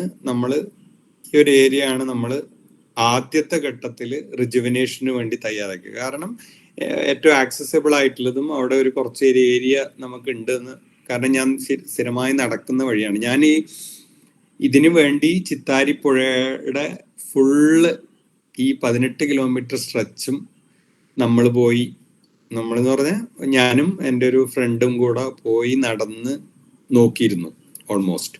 അപ്പൊ അതിൽ നിന്ന് മനസ്സിലായി ഞാൻ സ്ഥിരമായി നടക്കുന്ന ഏരിയ തന്നെയാണ് ഈ റിജുവനേഷന്റെ ആദ്യത്തെ ഘട്ടം ചെയ്യാൻ റെഡി നല്ലതെന്ന്. അങ്ങനെ ഒരു 2 കിലോമീറ്റർ സ്ട്രെച്ച്, അതാണ് KSBBക്ക് കൊടുത്ത പ്രൊജക്റ്റിലും 2 കിലോമീറ്റർ സ്ട്രെച്ച് മാത്രമേ എടുത്തിട്ടുള്ളൂ. ഈ 2 കിലോമീറ്റർ സ്ട്രെച്ച് നമ്മൾ ടോട്ടൽ സ്റ്റേഷൻ ഡിജിറ്റൽ സർവേ ഉപയോഗിച്ച് സർവേ ചെയ്യുകയും അതിന്റെ സൈഡിലെ ഏരിയ നമ്മൾ പിന്നെ മാർക്ക് ചെയ്യുകയും ചെയ്തു. ഇതാണ് ഡിജിറ്റൽ സർവേ ചെയ്തതിന്റെ ഭാഗം. അതില് നമ്മള് ഈ ഒരു രണ്ട് സ്പോട്ട് നമ്മൾ എടുത്തു. അതായത് ഇപ്പോൾ നന്നായിട്ട് ഡീഗ്രേഡ് ചെയ്തിട്ടുള്ള ഏരിയ നമ്മൾ സെലക്ട് ചെയ്ത് അവിടെയാണ് ഇപ്പോൾ പ്ലാന്റിങ്ങിന്റെ കാര്യം ആദ്യഘട്ടത്തിൽ ചെയ്യാമെന്ന് തീരുമാനിച്ചത്. ഈ 2 കിലോമീറ്റർ സ്ട്രെച്ചിൽ നമ്മളിപ്പോ ഇതെല്ലാം വന്നുവെങ്കിലും ഇത് ചെയ്യണമെങ്കിൽ ഇത് ഒറ്റയ്ക്ക് ചെയ്യാൻ പറ്റില്ല. അങ്ങനെയാണ് ആദ്യം കൺവിൻസ് ചെയ്യേണ്ടത് നമ്മളെ BMC മെമ്പേഴ്സിനെയും അതുപോലെ കൂടാതെ പഞ്ചായത്തിലുള്ള ബാക്കിയുള്ള അംഗങ്ങളെയാണ്. അങ്ങനെ നമ്മളെ പഞ്ചായത്ത് പ്രസിഡന്റിന്റെ അരവിന്ദേട്ടൻ ഇല്ലെങ്കിൽ, അരവിന്ദേട്ടനല്ല പഞ്ചായത്ത് പ്രസിഡന്റെങ്കിൽ ചിലപ്പോൾ ഇത് നടന്നില്ലെന്ന് തന്നെ വരുമായിരുന്നു. അരവിന്ദേട്ടന്റെ വളരെ സഹായം ഇതിലുണ്ട് എന്ന് തന്നെ പറയാം. അത് കൂടാതെ പഞ്ചായത്ത് മെമ്പർ നാരായണേട്ടൻ, അതായത് ആ ഒരു ഏരിയയിലെ മെമ്പർ നാരായണേട്ടനും ഈ ഒരു കാര്യത്തില് കാര്യമായി ഹെൽപ്പ് ചെയ്തിട്ടുണ്ട്. അങ്ങനെ ഇവരെല്ലാം കൂട്ടി വെറുതെ ഈ ഒരു 2 കിലോമീറ്റർ നടന്ന് അവരെ പക്ഷികളെല്ലാം കാണിച്ചു കൊടുത്ത് ഇന്നെല്ലാമാണ് പ്രശ്നങ്ങളെന്ന് ഒരു രീതിയിൽ പറഞ്ഞത് അവരെ കൺവിൻസ് ചെയ്യാൻ പറ്റി. അതിനുശേഷം എല്ലാ പരിപാടിക്കും എന്ത് പറഞ്ഞാലും അവർ കൂടെ നിന്നിട്ടുണ്ട്. അതൊരു ഭാഗ്യമായി തന്നെ പറയണം. കാരണം എല്ലായിടത്തുനിന്നും ഈ ഒരു സപ്പോർട്ട് കിട്ടണം എന്നില്ല. ഇവരെയും കൂട്ടിയിട്ട് ഞാൻ നടന്നതിന് ശേഷം പിന്നെ രണ്ടാമത് നമ്മള് ഈ ഞാൻ നേരത്തെ പറഞ്ഞ പറവകളിലെ കുട്ടികളും പിന്നെ കൂടാതെ കുറച്ച് എക്സ്പേർട്സും ഈ ചെടികളും ട്രീസിനും എല്ലാം ഐഡന്റിഫൈ ചെയ്യാൻ പറ്റുന്ന എൻ്റെ ഫ്രണ്ട് കൂടെ ആയ ശ്രീഹരി, MSc ഫോറസ്ട്രി കഴിഞ്ഞ ശ്രീഹരി നമ്മളെ കൂടെ ഉണ്ടായിരുന്നു. അതുകൂടാതെ കേരള സ്റ്റേറ്റ് ബയോഡൈവേഴ്സിറ്റി ബോർഡിന്റെ മുൻ മെമ്പർ സെക്രട്ടറി ബാലകൃഷ്ണൻ സാറും അന്ന് വന്നു. പിന്നെ കൂടാതെ നമ്മളെ പഞ്ചായത്ത് പ്രസിഡന്റും പിന്നെ അനിതേജി, ഡോക്ടർ അനിത, നമ്മുടെ പുലരിയുടെ പറവയുടെ കോർഡിനേറ്ററും കൂടെയായ ഡോക്ടർ അനിതയും നമ്മുടെ കൂടെ ഈ ഉദ്യമങ്ങൾക്കെല്ലാം ഉണ്ടായിരുന്നു. അങ്ങനെ ഈ 2 കിലോമീറ്റർ സ്ട്രെച്ച് ഫ്ലോറ ആൻഡ് ഫോണ സർവേ നമ്മൾ നടത്തി. രണ്ടാമത് അടുത്ത ചാലഞ്ച് എന്തെന്നായിരുന്നു എന്ന് പറഞ്ഞാൽ ഈ തൊഴിലുറപ്പ് ചേച്ചിമാരെ ഇതിനെക്കുറിച്ച് ബോധവാന്മാരാക്കണം. നമ്മൾ ഈ നട്ട് പോയി കഴിഞ്ഞാൽ അടുത്ത പ്രാവശ്യം ഈ ക്ലീൻ ചെയ്യാൻ വരുമ്പോൾ ഇവര് അതെല്ലാം പറിച്ചു കഴിഞ്ഞാൽ പിന്നെ നമ്മൾ ഈ ചെയ്തതിനൊന്നും ഒരു കാര്യമില്ലാതായി പോകും. അപ്പോൾ ആദ്യം ചെയ്തത് നമ്മുടെ ഈ പിന്നെ റൈപ്പേറിയൻ ഹാബിറ്റാറ്റ് അല്ലെങ്കിൽ പുഴയുടെ തീരങ്ങളിലുള്ള സസ്യങ്ങളെ കുറിച്ചുള്ള അറിവുള്ള 2 പേരെ കൊണ്ടുവന്ന് അവരെ കുറിച്ചുള്ള ഒരു ചെറിയ സെമിനാറാണ് ആദ്യം നടത്തിയത്. ഒന്ന് അധിനിവേശ കളകളും അതുകൂടാതെ അപൂർവ സസ്യങ്ങളും കുറിച്ച് നമ്മളെ കാവുണ്ണി മാഷ് എന്ന് വിളിക്കുന്ന ഡോക്ടർ E ഉണ്ണികൃഷ്ണൻ മാഷ് വന്ന് ഈ പറഞ്ഞ തൊഴിലുറപ്പിന്റെ മേറ്റുമാർക്കായിരുന്നു ആ സെമിനാർ നടത്തിയത്. കാരണം മേറ്റുമാര് നമ്മൾ ഈ നടത്തുന്ന സ്ട്രെച്ച് കൂടാതെ ബാക്കിയുള്ള സ്ഥലങ്ങളിലും കൂടെ ഈ അവബോധം വരുത്തണം എന്നുള്ളത് കൊണ്ടാണ് ഈ മേറ്റുമാരെ എല്ലാം വിളിച്ച് ഈ ഒരു ക്ലാസ് കൊടുത്തത്. അത് കൂടാതെ പാരിസ്ഥിതിക പ്രാധാന്യത്തിനെ കുറിച്ച് പ്രൊഫസർ ഗോപാലൻ സാറും ഈ മേറ്റുമാർക്ക് വേണ്ടി ഒരു ക്ലാസ് നമ്മൾ സംഘടിപ്പിച്ചു. അതൊരു വലിയ വിജയമാണെന്ന് തന്നെ പറയണം. കാരണം അതുവരെ ഇവര് വിചാരിച്ചിരുന്നത് നമ്മുടെ കൈവഴിയിലുള്ള ഇതെല്ലാം ഫുള്ള് കളകൾ മാത്രമാണെന്നാണ് എല്ലാവരും വിചാരിച്ചിരുന്നത്. അത് അധിനിവേശ കളകൾ ഏതെല്ലാമാണ്, അല്ലാതെ മുറിക്കരുതാത്തത് ഏതെല്ലാമാണെന്ന് കൃത്യമായി പറഞ്ഞു കൊടുക്കാൻ ആ ഒരു സെമിനാറിനെ കൊണ്ട് പറ്റിയിട്ടുണ്ട്. അതില് എടുത്തു പറയേണ്ടത് ക്രൈനം മലബാറിക്കത്തിന്റെ പ്രസൻസ് ആണ്. പെരിയ പോളത്താളി എന്ന് വിളിക്കുന്ന 6 തോടുകളിൽ മാത്രം കാണപ്പെടുന്ന അപൂർവ സസ്യമായ പെരിയ പോളത്താളി ഈ ഒരു നമ്മളെ തോടുകളിലുണ്ട് എന്നുള്ള ഒരു യാഥാർത്ഥ്യം കൂടെ ആ ഒരു ക്ലാസ്സോടുകൂടെ നമ്മൾ ഈ മേറ്റുമാർക്ക് മനസ്സിലാക്കാൻ പറ്റി. അത് കഴിഞ്ഞ് രണ്ടാമത് നമ്മൾ ചെയ്തത് ഈ ഒരു ഏരിയയില് ഈ 2 കിലോമീറ്റർ സ്ട്രെച്ചില് പണിയെടുക്കുന്ന തൊഴിലുറപ്പ് തൊഴിലാളികളെ എല്ലാം വിളിച്ചു ചേർത്ത് സുസ്മിത ടീച്ചറെ കൊണ്ട് ഇൻവേസീവ് സ്പീഷീസിനെ കുറിച്ച് മാത്രം, അധിനിവേശ കളകളെ കുറിച്ച് മാത്രം ഒരു ക്ലാസ് എടുത്തു.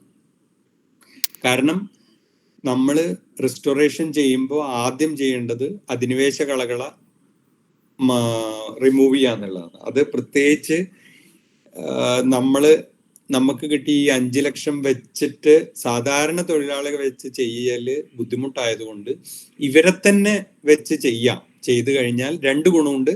അവർക്ക് അതിനെക്കുറിച്ച് ഒരു അവബോധം ഉണ്ടാവുകയും ചെയ്യും, അവർക്കൊരു എക്സ്ട്രാ ഇൻകം കിട്ടുകയും ചെയ്യും. അപ്പൊ 2 രീതിയിൽ പ്രയോജനപ്പെടുത്തുന്ന രീതിയിലാണ് ഇതിനെ പ്ലാൻ ചെയ്തത്. അങ്ങനെ ഈ തൊഴിലുറപ്പ് തൊഴിലാളികൾക്കുള്ള അധിനിവേശ കളകളെ കുറിച്ചുള്ള ഒരു ക്ലാസ് നമ്മൾ സംഘടിപ്പിച്ചു.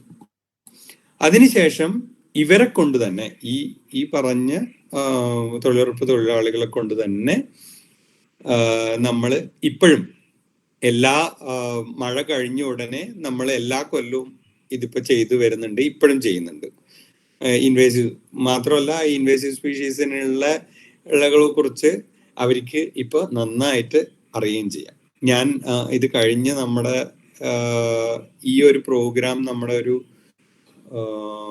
മോങ്കാബേ ഇതിനെ കുറിച്ചൊരു ചെറിയൊരു ആർട്ടിക്കിൾ പബ്ലിഷ് ചെയ്തിട്ടുണ്ട്. അത് കഴിഞ്ഞ് സ്ക്രോൾ എന്ന് പറഞ്ഞൊരു ഇന്റർനാഷണൽ മാഗസിൻ ഇതിന്റെ ഒരു ചെറിയ വീഡിയോയും ചെയ്തിട്ടുണ്ട്. അതിന്റെ ഒരു ലിങ്ക് ഞാൻ ഈ സെമിനാർ കഴിഞ്ഞതിന് ശേഷം ഞാൻ നമ്മളെ ചാറ്റ് ബോക്സിൽ ഇടാം. ആർക്കെങ്കിലും ഇൻട്രസ്റ്റഡ് ആണെങ്കിൽ അത് കാണാം. അപ്പോ ഇവരെ കൊണ്ട് ഈ മൂന്നാമത്തെ ഫോട്ടോയില് താഴത്തെ റൈറ്റ് ബോട്ടം കാണുന്നത് നമ്മൾ പറിച്ച് കൂട്ടിവെച്ച സിംഗപ്പൂർ ഡേസിയുടെ കൂനെയാണ് ആ കാണാൻ സാധിക്കുന്നത്. അത്രയധികം അധിനിവേശ കളകള് ഈ ഒരു ഏരിയയിൽ ഉണ്ടായിരുന്നു. അതും കൂടെ ഈ ഡീഗ്രഡേഷനെ വല്ലാണ്ട് ബാധിക്കുന്നുണ്ടായിരുന്നു. അത് പിന്നെ നമ്മുടെ ഒരു ചലഞ്ച് ഈ തദ്ദേശീയ നമ്മള് ആ ഫ്ലോറ ഫോണ സർവേയില് നമ്മള് ഒരു 12 തരം മരങ്ങളെ ഐഡന്റിഫൈ ചെയ്തിരുന്നു ഈ ഒരു സ്ട്രെച്ചിൽ. ആ 12 മരങ്ങൾ തന്നെയാണ് നമ്മൾ റീപ്ലാന്റ് ചെയ്യാം എന്ന് വിചാരിച്ചത്. അപ്പോൾ ആ മരങ്ങളുടെ തൈകൾ കിട്ടല് അത്ര ഈസി അല്ല. അപ്പോൾ അതിന് നമ്മൾ ഒരു നഴ്സറി ഇതിനായിട്ട് ക്രിയേറ്റ് ചെയ്യുക എന്ന് പറയുന്നത് നമ്മൾ ഈ 5 ലക്ഷം എന്ന രൂപയിൽ പ്രാക്ടിക്കലി പോസിബിൾ അല്ല. അപ്പോഴാണ് ഒരു ദൈവദൂതയെ പോലെ ആഗ്രോ സർവീസ് സെന്റർ, നമ്മളെ കൃഷി ഓഫീസർ ആഗ്രോ സർവീസ് സെന്റർ നമ്മുടെ പെരിയയിലുണ്ട്. അപ്പോൾ അവരെ ഉപയോഗപ്പെടുത്താമെന്നും നഫീസ ബീവി എന്ന് പറയുന്ന നമ്മുടെ ഈ ആഗ്രോ സർവീസ് സെന്ററിന്റെ കോർഡിനേറ്റർ ഉണ്ട്. അവര് നഫീസ ചേച്ചി ഇല്ലെങ്കിൽ ഈ ഒരു പരിപാടി നടക്ക് പോലും ഇല്ല സത്യം പറഞ്ഞ. കാരണം അവരെ കൂട്ടി വന്ന് ഈ ഒരു സ്ട്രെച്ച് നടന്നു കാണിച്ചു. എന്നിട്ട് ഞാൻ പറഞ്ഞു ഇന്ന ചെടികളെല്ലാം നമുക്ക് വേണ്ടത്, അത് നിങ്ങൾക്ക് കൊണ്ടുവരാൻ പറ്റുമോ എന്ന് ചോദിച്ചപ്പോൾ അതൊരു ചാലഞ്ചായിട്ടാണ് നഫീസ ചേച്ചി ഏറ്റെടുത്തത്. എന്നിട്ട് പറഞ്ഞു നമ്മള് ആൾക്കാർ ഇതിലേക്കൂടെ നടന്ന് ഇതിന്റെ വിത്ത് കളക്ട് ചെയ്ത് അടുത്ത ഒരു പ്ലാന്റിങ് സീസൺ ആകുമ്പോഴേക്ക് തൈകള് പരമാവധി ഉണ്ടാക്കാൻ നോക്കാമെന്ന് ഉറപ്പ് തരികയും ചെയ്തു. അവരാണ് ശരിക്ക് പറഞ്ഞ ഇതിലുള്ള ഒരു മെയിൻ പാർട്ട്. അവരില്ലെങ്കിൽ നമുക്കിതൊരിക്കലും ചെയ്യാൻ പറ്റൂലായിരുന്നു. അങ്ങനെ ഈ സാപ്ലിങ്സ് എല്ലാം പ്രൊവൈഡ് ചെയ്തത്, ഇപ്പോഴും പ്രൊവൈഡ് ചെയ്യുന്നത് ആഗ്രോ സർവീസ് സെന്റർ ആണ്. നമ്മൾ കഴിഞ്ഞ 4 കൊല്ലമായി നമ്മളിത് പ്ലാന്റിങ് ചെയ്യുന്നുണ്ട്, ഇപ്പോഴും പ്ലാന്റ് ചെയ്യുന്നുണ്ട്. ഇനിയിപ്പോൾ അടുത്ത പ്ലാന്റിങ് വരുന്നത് സെപ്റ്റംബറിലാണ്. ഓഗസ്റ്റിൽ നമ്മൾ ഇതിന്റെ ഒരു റിമൂവൽ വീണ്ടും ചെയ്യും. ആ റിമൂവൽ ചെയ്തിട്ട് ബാക്കിയുള്ള സ്ഥലത്ത് വീണ്ടും സാപ്ലിങ് വെച്ച് പിടിപ്പിക്കും. ഇപ്രാവശ്യം നമ്മൾ കുറച്ചുകൂടെ ഇന്റഗ്രേറ്റഡ് ആയിട്ട് നമ്മൾ അടുത്തുള്ള ഒരു സ്ഥലം ഒരു റെഫറൻസ് സൈറ്റ് ആയിട്ട് കണ്ടുപിടിച്ച് ആ റെഫറൻസ് സൈറ്റിലുള്ള മരങ്ങളും നമ്മൾ നേരത്തെ മരങ്ങൾ മാത്രമായിരുന്നു വെച്ച് പിടിപ്പിച്ച് ഇപ്രാവശ്യം മുതൽ ഹെർബ്സും ഷ്രബ്സും വൈൻസും കൂടെ ഇതിന്റെ കൂട്ടത്തിൽ ചെയ്യാൻ ശ്രമിക്കുന്നുണ്ട്. അപ്പൊ ഇതിന്റെ പ്ലാന്റിംഗ് ഇനോഗ്രേഷൻ ചെയ്തത് നമ്മുടെ ആ സമയത്തെ കളക്ടറായ ഇമ്പശേഖർ ആയിരുന്നു. അത് നമ്മള് നല്ല രീതിയിൽ എല്ലാരെയും പങ്കെടുപ്പിച്ചുകൊണ്ട് തന്നെ അത് ചെയ്യാൻ പറ്റി എന്നുള്ളതും ഭയങ്കര സന്തോഷം തരുന്നുണ്ട്. ഇതതിന്റെ കുറച്ച് ഫോട്ടോസാണ്. എല്ലാ നമ്മളെ കൂടെ ഉണ്ടായിരുന്ന എല്ലാ കുടുംബശ്രീ അല്ല തൊഴിലുറപ്പ് ആൾക്കാരെയും ഇതില് ആ ഇനോഗ്രേഷന്റെ സമയത്തും കൊണ്ടുവരാൻ പറ്റി. കൂടാതെ നമ്മൾ വേറൊന്ന് ചെയ്തത് അവിടെ അടുത്തുള്ള വീട്ടിലുള്ള ആൾക്കാരെയും കൂടെ ഈ പ്ലാന്റിങ് സമയത്ത് നമ്മൾ പങ്കെടുപ്പിച്ചു. എന്തിനെന്ന് പറഞ്ഞാൽ അവർക്ക് ഒരു ഓണർഷിപ്പ് ഉണ്ടാവാൻ വേണ്ടി. എന്നിട്ടും ഇപ്പോ ചില സ്ഥലത്ത് നമുക്ക് കുറച്ച് ചലഞ്ചസ് ഉണ്ട്. കാരണം അവിടെ തന്നെയാണ് ചിലവര് പശുവിനെ കിട്ടുന്ന, അവരെയും പറഞ്ഞിട്ട് കാര്യമില്ല, അവർക്ക് കെട്ടാൻ വേറെ സ്ഥലമില്ല. അപ്പോ ആ ഒരു ഏരിയയിൽ എങ്ങനെയാണ് ഇത് മിറ്റിഗേറ്റ് ചെയ്യാൻ പറ്റുന്ന ആലോചിക്കുന്നുണ്ട്. അപ്പൊ ഇതാണ് നമ്മളെ 3 കൊല്ലം കഴിഞ്ഞപ്പോ ആദ്യം നട്ട സാപ്ലിങ്സിനടുത്ത് നമ്മൾ ബോർഡ് വെച്ചിട്ടുണ്ട്. ആ ബോർഡ് വെച്ചതിന്റെ സൈഡിൽ കാണുന്ന എല്ലാം നമ്മൾ വെച്ച് പിടിപ്പിച്ച മരങ്ങളാണ്. ഇത്രയാണ് നമ്മുടെ മേജറായിട്ട് നമ്മൾ ചെയ്ത ഒരു ഇനീഷ്യേറ്റീവ്. ഇതിൽ തന്നെ ഞാൻ നേരത്തെ പറഞ്ഞ പോലെ ഇതൊരിക്കലും റെസ്റ്റോറേഷൻ എന്ന് പറയുമെങ്കിലും ഇപ്പോ ഞാൻ അതിനെ റെസ്റ്റോറേഷനായി കണക്കാക്കുന്നില്ല. എന്നാൽ പോലും ഇനി വരുന്ന എഫേർട്ട് തീർച്ചയായും റെസ്റ്റോറേഷൻ എന്നുള്ള രീതിയിൽ. അപ്പോ ഇനി ക്വസ്റ്റ്യൻ ആൻസറിലേക്ക് പോവാൻ തോന്നുന്നു ഏഞ്ചൽ. ഇത്രയാണ് എനിക്ക് പറയാനുള്ളത്. Thank you.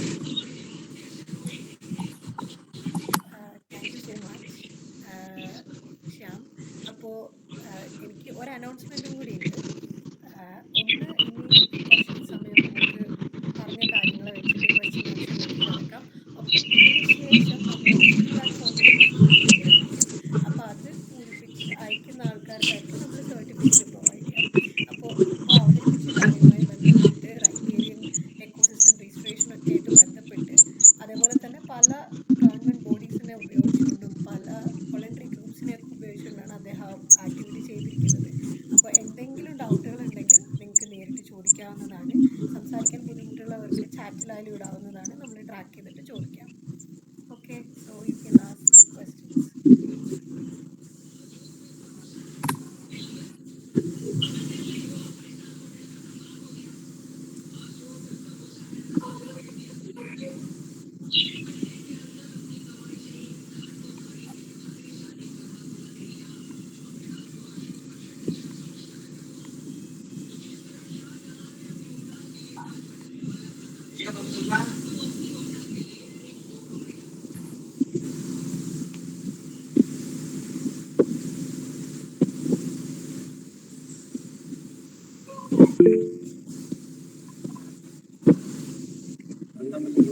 Hello, sir.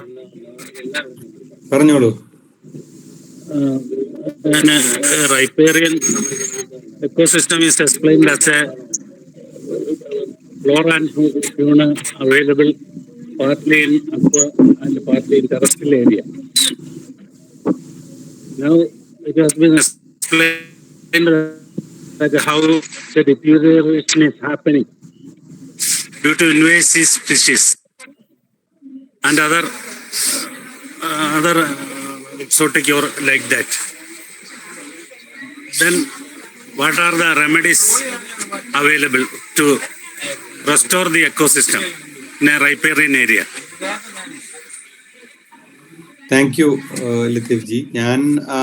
ഞാൻ നേരത്തെ പറഞ്ഞ പോലെ ഇതൊരു കളക്റ്റീവ് എഫേർട്ടിലൂടെ മാത്രമേ നമുക്കിത് ചേഞ്ച് ചെയ്യാൻ പറ്റുള്ളൂ. അല്ലാതെ നമുക്ക് ഒരിക്കലും ഒരു ഇൻഡിവിജ്വൽ എന്നുള്ള രീതിയിൽ നമുക്ക് ഒരിക്കലും ഇത് ചെയ്യാൻ പറ്റില്ല.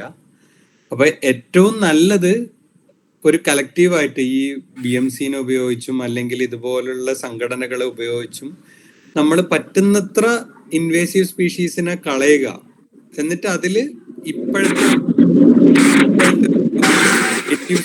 നേറ്റീവ് സ്ഥലം കണ്ടുപിടിച്ച് നേറ്റീവ് സ്പീഷീസിനെ ഇൻട്രൊഡ്യൂസ് ചെയ്യാം.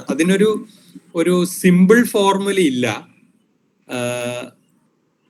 നമ്മളത് അതൊരു ട്രയൽ ആൻഡ് റണ്ണ് മാത്രമേ പറ്റുള്ളൂ. ഓരോരോ സ്ഥലത്തും ഓരോരോ രീതിയിലായിരിക്കും. മാത്രമല്ല റൈപ്പേറിയൻ ഹാബിറ്റാറ്റ്സ് ഓരോ റീജിയൻ അനുസരിച്ച്, മിഡ്ലാൻഡ്,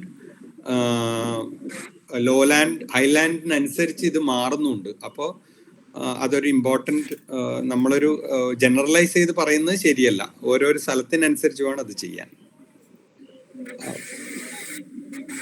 പിന്നെ ഒരാള് ചോദിച്ചു, ആരോ ആദ്യത്തെ ഒരു ക്വസ്റ്റ്യൻ ഇതിൽ കണ്ടത്,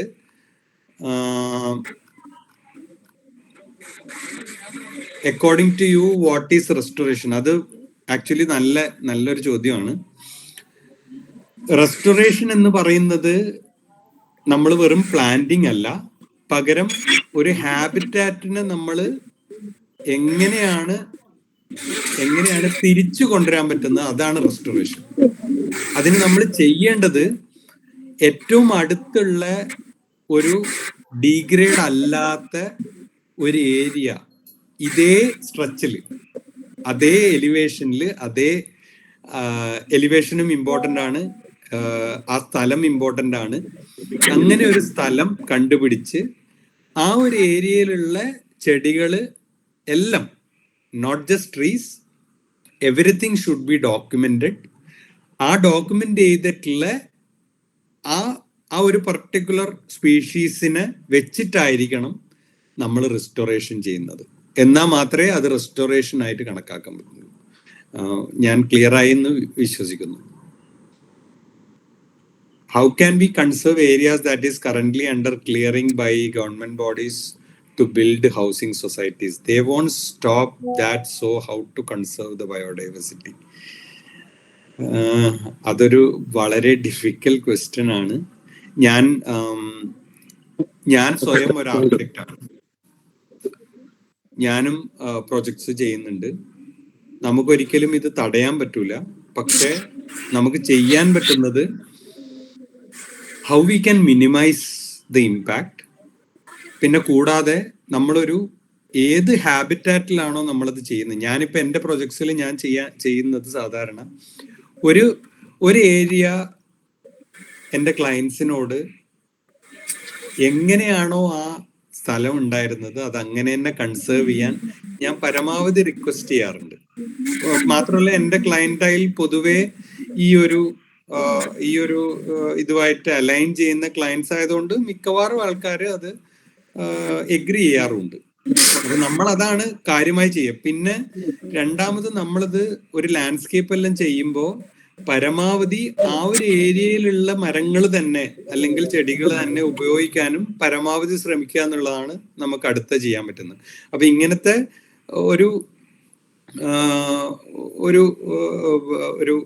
ക്ലിയറിംഗ് എല്ലാം വരുമ്പോൾ അറ്റ്ലീസ്റ്റ് നമ്മളൊരു ഏരിയ എങ്കിലും, ശരിക്കും നമ്മുടെ പ്ലാനിങ് പ്രകാരം ഇത്ര ഏരിയ ഓപ്പൺ സ്പേസ് ആയിട്ട് വിടണം എന്ന് നിർബന്ധമുണ്ട്. നമ്മളത് പ്ലാനിൽ പ്രത്യേകിച്ച് കാണിക്കേണ്ടതുണ്ട്. ആ ഒരു ഏരിയ എങ്കിലും അറ്റ്ലീസ്റ്റ് ആ ഹാബിറ്റാറ്റ് നിലനിർത്താൻ പറ്റിയാൽ അത് തന്നെ വലിയ കാര്യമായിരിക്കും. അതൊരു കാവ് പോലെ ആക്ട് ചെയ്യും. അതാണ് നമുക്ക് ചെയ്യാൻ പറ്റുന്നത്. Okay, sir. Thank you. If we proposed and politicians and land mafia disputes happen, how we will handle with BMC? BMC എന്ന് പറയുന്നത് ഭയങ്കര പവർഫുൾ ഏജൻസിയാണ്. നമ്മുടെ പഞ്ചായത്ത് മെമ്പറും പഞ്ചായത്ത് പ്രസിഡന്റും സെക്രട്ടറിയും നമ്മുടെ കൂടെ നിൽക്കുമെങ്കിൽ ഏത് രീതിയിലുള്ള ഡിസ്പ്യൂട്ടിനെയും നമുക്ക് ശരിക്കും പറഞ്ഞാൽ BMC ഉപയോഗിച്ച് തടയാൻ ശരിക്കും പറ്റും. അത് പക്ഷേ അതിനൊരു സ്ട്രോങ് പൊളിറ്റിക്കൽ വില്ല് വേണം. അതിനുള്ള ആൾക്കാരെ അവരെ അതിനനുസരിച്ച് സജ്ജരാക്കാൻ BMC മെമ്പേഴ്സിന് പറ്റിയാൽ ഡെഫിനറ്റ്ലി അത് പറ്റും. ഇപ്പൊ എരങ്കോലിന്റെ ഉപയോഗം തടയാനും എല്ലാം ആ ഒരു പഞ്ചായത്ത് പ്രസിഡന്റ് മുൻകൈ എടുത്തുകൊണ്ട് മാത്രമാണ് അത് ചെയ്യാൻ പറ്റിയത്. അല്ലെങ്കിൽ അത് ചെയ്യാൻ പറ്റൂല. അടുത്തത്, how do you measure the ecological success of a riparian restoration project beyond tree survival rates? അതും ഭയങ്കര ഇമ്പോർട്ടൻറ്റ് ക്വസ്റ്റ്യൻ ആണ്. അത് ഞാൻ ഇറ എല്ലാവരും കേട്ടിട്ടുണ്ടോ അറിയില്ല, എക്കോളജിക്കൽ റെസ്റ്റോറേഷൻ അലയൻസ് എന്ന് പറഞ്ഞ ഒരു സംഘടനയുണ്ട്. ഇന്ത്യയിലുള്ള പല ഭാഗത്തു നിന്നുള്ള റെസ്റ്റോറേഷൻ ചെയ്യുന്ന ആൾക്കാരെ ഒരു പ്ലാറ്റ്ഫോമിലേക്ക് കൊണ്ടുവരിക എന്നുള്ള ലക്ഷ്യമാണ് ഈ ഇറ ചെയ്യുന്നത്. ഇറയുടെ അവരുടെ ഒരു കോൺഫറൻസ് ഉണ്ടായിരുന്നു ആസാമിൽ. ആ സമയത്ത് ആൾക്കാർ കേട്ടിട്ടുണ്ടോ എന്നറിയില്ല, കഴിഞ്ഞ 40 കൊല്ലമായി റെസ്റ്റോറേഷൻ ചെയ്യുന്ന ദിവ്യ മുടപ്പ, ശങ്കർ രാമൻ എന്ന് പറയുന്ന കപ്പിളുണ്ട്. അവർ ചെയ്യുന്നത് നീലഗിരി ബയോസ്ഫിയറിലാണ്. അവരെ ഒരു പ്രസന്റേഷൻ ഉണ്ടായിരുന്നു. ആ പ്രസന്റേഷനാണ് അതുകൊണ്ടാണ് ആ പ്രസന്റേഷന് ശേഷമാണ് ഞാൻ ഈ ചെയ്തത് റെസ്റ്റോറേഷൻ അല്ല എന്ന് പറയാൻ കാരണം കേട്ടോ. അവര് 40 കൊല്ലമായി അതിനെ മോണിറ്റർ ചെയ്യും, അതിൻ്റെ ഇതെല്ലാം ചെയ്യുന്നുണ്ട്. അവര് പോലും പറയുന്നത് നമുക്ക് ഇത്രയെല്ലാം അവര് ഭയങ്കര കെയർഫുൾ ആയിട്ടാണ് ഈ പറയുന്ന റെസ്റ്റോറേഷൻ ചെയ്യുന്നത്. അടുത്തുള്ള ഒരു റെഫറൻസ് സൈറ്റ് കൊണ്ടുവന്ന് ആ റെഫറൻസ് സൈറ്റിലുള്ള ചെടികളെ കെയർഫുള്ളി ഡോക്യുമെന്റ് ചെയ്ത് അതിന്റെ തൈകൾ ഉണ്ടാക്കി അതിന്റെ റെസ്റ്റോറേഷൻ കഴിഞ്ഞ് 40 കൊല്ലമായി ചെയ്യുന്ന അവര് പറയുന്നത് we can't even restore 40% of the original biodiversity എന്നാണ്. അവിടെയാണ് ഇപ്പൊ നമ്മുടെ ഏത് ഗവൺമെന്റും കാണിക്കുന്ന പോക്കിരിത്തരം എത്രത്തോളം നമ്മളെ എഫക്ട് ചെയ്യുമെന്ന് നമ്മൾ മനസ്സിലാക്കേണ്ടത്. ഏത് ഡെവലപ്മെന്റിന്റെ പേരിലായാലും വി ഷുഡ് കൺസേർവ് നേച്ചർ ഇല്ലാതെ ഇത് ഒരു ഡെവലപ്മെന്റ് വന്നിട്ടും നമുക്ക് സർവൈവ് ചെയ്യാൻ പറ്റൂല. ആ ഒരു കാര്യം എങ്ങനെ ഗവൺമെന്റിനെ പറഞ്ഞ് ബോധ്യപ്പെടുത്തുന്ന യാതൊരു പിടിയില്ല എനിക്കും. പക്ഷെ എനിക്ക് തോന്നുന്നു അവര് പറഞ്ഞ ആ ഒരു ഫാക്ട് തന്നെ മതി എത്രമാത്രം ഇമ്പോർട്ടൻ്റ് ആണ് നമ്മൾ ഈ ചെയ്യുന്ന ചെറിയ കാര്യം പോലും. അപ്പോൾ ഈ ഒരു രീതിയിൽ എല്ലാവരും പ്ലാന്റിങ്ങിന് പകരം റെസ്റ്റോറേഷൻ ഒരു പരിധി വരെയെങ്കിലും നമുക്ക് ചെയ്യാൻ പറ്റിയാൽ we can at least hold back എന്നേ എനിക്ക് പറയാൻ പറ്റുള്ളൂ. Considering climate change, how do you ensure that the restored ecosystem remain resilient to future environmental stresses such as floods and invasive species? ഇതിന് ഒരു സ്ട്രെയിറ്റ് ഫോർവേഡ് ഉത്തരമില്ല. എന്നാൽ പോലും നമ്മൾ ഈ ചെയ്യുന്ന ചെറിയ കാരണം ലോക്കൽ നേറ്റീവ് സ്പീഷീസ് നമുക്ക് പ്ലാന്റ് ചെയ്യാൻ പറ്റിയാൽ ഒരു പരിധി വരെ അത് റെസീലിയന്റ് ആണ്. ആ റെസീലിയൻസ് വന്നാൽ തന്നെ നമ്മളെ ഈ ഇൻവേസീവ് സ്പീഷീസും നേറ്റീവ് സ്പീഷീസിന്റെ പ്രത്യേകത എന്തെന്ന് പറഞ്ഞാൽ, ഇൻവേസീവ് സ്പീഷീസ് വേറെ ബാക്കിയുള്ള സ്പീഷീസിനെ ഒന്നും ഏഡ് ചെയ്യൂല, മാത്രമല്ല ബാക്കിയുള്ള സ്പീഷീസിന്റെ ഗ്രോത്തിനെ തടയുകയും ചെയ്യും. അതുകൊണ്ടാണ് നമ്മൾ ഈ ഇൻവേസീവ് സ്പീഷീസിന്റെ ഇത്രയധികം മാറ്റണം എന്ന് പറയുന്നത്. പക്ഷേ ഒരു കാര്യമുണ്ട്, ഇൻവേസീവ് സ്പീഷീസിനെയും നമ്മൾ റിമൂവ് ചെയ്യുന്നുണ്ടെങ്കിൽ അതിന് പകരമായിട്ട് എന്തെങ്കിലും വെച്ച് പിടിപ്പിക്കാതെ വെറും റിമൂവൽ മാത്രം ചെയ്യുന്നതും ഭയങ്കര അപകടമാണ്. Something is better than anything എന്ന് പറയുന്നത് പോലെ invasive species also have some ecological importance. നമ്മൾ ഒന്നുമില്ലാത്തതിനെക്കാട്ടി നല്ലത് നമ്മൾ അവിടെ ഒന്നും പ്ലാൻ ചെയ്യാൻ ഉദ്ദേശിക്കുന്നില്ല, വെറും റിമൂവൽ മാത്രമാണെങ്കിലും അതൊരു വലിയ പ്രശ്നമാണ്. അപ്പോൾ നമ്മൾ എന്ത് ചെയ്യുന്നുണ്ടെങ്കിലും നേറ്റീവ് സ്പീഷീസ് വെച്ചാലുള്ള ഒരു ഗുണം, they will act as an ecosystem. ഇതിനെല്ലാം കൂടെ കൂട്ടി ഒരു ഇതിലേക്ക് കൊണ്ടുവരാൻ, അല്ലെങ്കിൽ പരസ്പര പൂരകങ്ങളാവാൻ ഈ നേറ്റീവ് സ്പീഷീസിന് പറ്റും. അതുകൊണ്ടാണ് നേറ്റീവ് സ്പീഷീസ് നടണം എന്ന് പറയുന്നത്.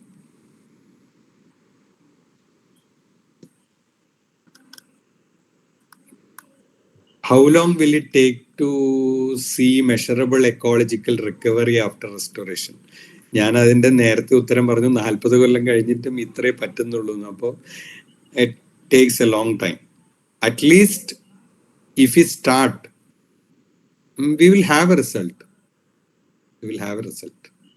അത് നമ്മുടെ ജനറേഷൻ അല്ലെങ്കിലും ഡെഫിനറ്റ്ലി അവർ നെക്സ്റ്റ് ജനറേഷൻ. നമ്മുടെ പഴയ കാവുകൾ ചെയ്യുന്ന ഒരു എക്കോളജിക്കൽ സർവീസ് നമ്മൾ ഇങ്ങനത്തെ റെസ്റ്റോറേഷൻ സൈറ്റ്സിലൂടെ ചെയ്യാൻ പറ്റും എന്നുള്ളതാണ്. മാത്രമല്ല വെറും ട്രീ മാത്രമല്ല, നമ്മുടെ ഗ്രാസസ് റെസ്റ്റോർ ചെയ്യേണ്ടത് വളരെ ഇമ്പോർട്ടൻ്റ് ആണ്.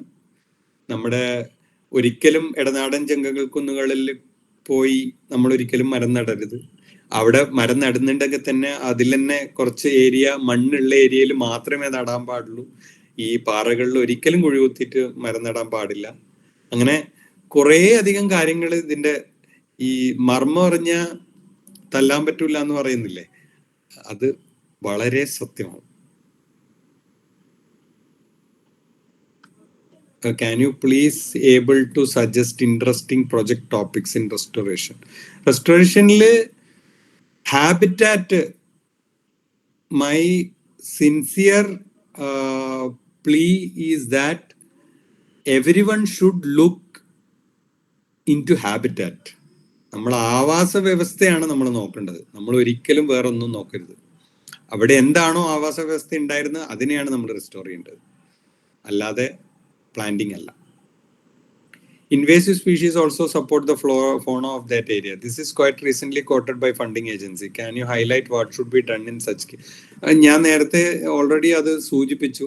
ഇൻവേസീവ് സ്പീഷീസ് ഡെഫിനറ്റ്ലി ഇപ്പോൾ നോക്കുകയാണെങ്കിൽ പിന്നെ അക്കേഷ്യ ശരിക്കും പറഞ്ഞാൽ നൈട്രജൻ ഫിക്സിങ് ചെയ്യുന്നുണ്ട് നമ്മൾ. പക്ഷെ പ്രശ്നം എന്ന് പറഞ്ഞാൽ നൈട്രജൻ ഫിക്സിങ് ചെയ്യുന്നുണ്ടെങ്കിലും വേറെ ഒന്നിനെയും അത് വളരാൻ സമ്മതിക്കില്ല. അപ്പൊ നമ്മള് ഒറ്റയടിക്ക് അത് റിമൂവ് ചെയ്യും. ഇപ്പോൾ തമിഴ്നാട് ഗവൺമെന്റ് കംപ്ലീറ്റ്ലി അക്കേഷ്യ റിമൂവലിന് ഒരു അക്കേഷ്യ റിമൂവൽ അല്ല, എനിക്ക് തോന്നുന്നു ലൻഡാന റിമൂവലിന് വലിയൊരു കാര്യം ചെയ്തിട്ടുണ്ട്. പക്ഷെ അതിൽ റിമൂവൽ മാത്രമേ പറയുന്നുള്ളൂ. അപ്പോൾ ഈ റിമൂവൽ മാത്രം ചെയ്താലുള്ള പ്രശ്നം എന്ന് പറഞ്ഞാൽ definitely there will be an impact on the ഫോണ. കാരണം കുറേ അധികം ബട്ടർഫ്ലൈസ് ലൻഡാന ഒരു നെക്ടർ പ്ലാന്റ് ആയിട്ട് യൂസ് ചെയ്യുന്നുണ്ട്. ഈവൻ ഇപ്പോൾ നോക്കുകയാണെങ്കിൽ സിംഗപ്പൂർ ഡേസിന്റെ പൂവ് ഇഷ്ടം പോലെ തേനീച്ചകളും പൂമ്പാറ്റകളും നെക്ടർ പ്ലാന്റ് ആയിട്ട് യൂസ് ചെയ്യുന്നുണ്ട്. അപ്പോൾ പല രീതിയിൽ എക്കോളജിക്കൽ സർവീസ് അതും ചെയ്യുന്നുണ്ട്. അതൊരു വലിയ ഡിബേറ്റ് ആണ്. അത് എൻ്റെ ഈ ചെറിയ അറിവിൽ പറയാൻ ഞാൻ ആളല്ല. Sir, are BMCs established only at the Panchayat level? Yes, of course it is in urban local bodies, municipalities, corporation, എല്ലായിടത്തും ഇത് വേണം, പഞ്ചായത്തുകളിൽ മാത്രമല്ല. How can BMC effectively identify and document the impacts of climate change on local biodiversity? അതിൽ ഈ PBR പ്രിപ്പറേഷനിൽ നമ്മൾ വെറും Flora and ഫോണ മാത്രമല്ല, അതിൽ എക്കോസിസ്റ്റംസും അതുപോലെ കാവുകളും ഹാബിറ്റാറ്റ്സും എല്ലാ കാര്യങ്ങളും ഡോക്യുമെന്റ് ചെയ്യപ്പെടുന്നുണ്ട്. പിന്നെ കൂടാതെ നമ്മളെ ലോക്കൽ അറിവുകളും എല്ലാ കാര്യങ്ങളും ഡോക്യുമെന്റ് ചെയ്യപ്പെടുന്നുണ്ട്. അപ്പോൾ ഇത് വെച്ചിട്ട് നമുക്കിപ്പോൾ പുതുതായിട്ടുള്ളൊരു കാര്യം എന്തെന്ന് വെച്ചാൽ local biodiversity strategic and action plan തയ്യാറാക്കാൻ ഇപ്പൊ എല്ലാ പഞ്ചായത്തുകളോടും ഈ കേരള സ്റ്റേറ്റ് ബയോഡൈവേഴ്സിറ്റി ബോർഡ് അഭ്യർത്ഥിച്ചിട്ടുണ്ട്. അപ്പോൾ അതും ഒരു നല്ല ഇനീഷ്യേറ്റീവാണ്. അപ്പോൾ അത് ഇപ്പൊ PBR പ്രിപ്പയർ ചെയ്തതിന് ശേഷം, പീപ്പിൾസ് ബയോഡൈവേഴ്സിറ്റി രജിസ്റ്റർ പ്രിപ്പയർ ചെയ്തതിന് ശേഷം നമുക്ക് local biodiversity strategic and action plan, അതായത് UN സസ്റ്റൈനബിൾ ഗോൾസിനെ അടിസ്ഥാനപ്പെടുത്തി ഇതുകൂടെ ചെയ്യാൻ ഇപ്പോൾ എല്ലാ BMCകളോടും കേരള സ്റ്റേറ്റ് ബയോഡൈവേഴ്സിറ്റി ബോർഡ് അഭ്യർത്ഥിച്ചിട്ടുണ്ട്. I think I have conveyed correctly. Thank you.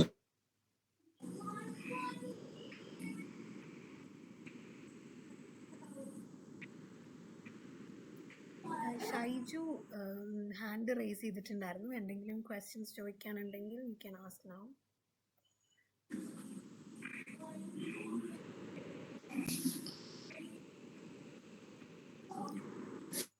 Also meanwhile നമ്മൾ ഫീഡ്ബാക്ക് ഫോം ചാറ്റിൽ ഇട്ടിട്ടുണ്ട്. അപ്പോൾ നിങ്ങൾക്കത് പൂരിപ്പിക്കാവുന്നതാണ്. അല്ലെങ്കിൽ അറ്റ്ലീസ്റ്റ് നിങ്ങൾക്കത് സിസ്റ്റത്തിൽ ലോഡ് ചെയ്ത് വെച്ച് സെഷൻ്റെ ശേഷം ഫീഡ്ബാക്ക് ഫോമുകൾ സബ്മിറ്റ് ചെയ്യാവുന്നതാണ്.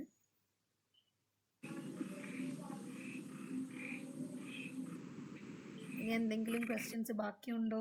ആർക്കെങ്കിലും എന്തെങ്കിലും ചോദിക്കാനുണ്ടെങ്കിൽ ചോദിക്കാവുന്നതാണ്. സ്റ്റുഡൻസ് ആരും ഒന്നും ചോദിച്ചില്ല ഏഞ്ചൽ.